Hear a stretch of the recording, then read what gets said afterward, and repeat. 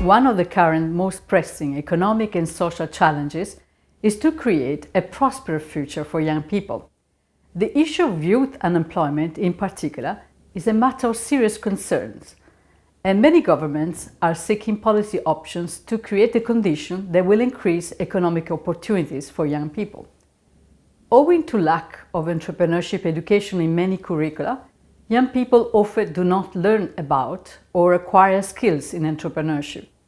Where it is available, it is often offered as only a part of other subjects.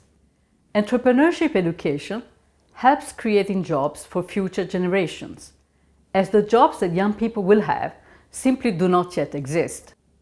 From the industrial age, which required a lot of people with the same skills to be physically strong and dependable, we moved to a knowledge society requiring selected people with specialized skills, and those who know more will have a better chance of progressing professionally. Future changes point to a society where knowledge is more easily available and can be accessed by a lot more people. But how to make use of this knowledge, how to conceptualize it, remains critical. To reach this goal, you need to gather a breadth of understanding from diverse sources, maybe from different disciplines or different cultures, and to become more flexible and adaptable, as what is right today may be not right tomorrow, because we are in a world of fast-paced changes. To practice entrepreneurship effectively, you need to understand the key entrepreneurial competences and how to develop these skills. You need to focus on experiential learning and project work. The experiential learning approach is a method developed by Professor David Kolb that makes you touch all the bases of the learning cycle.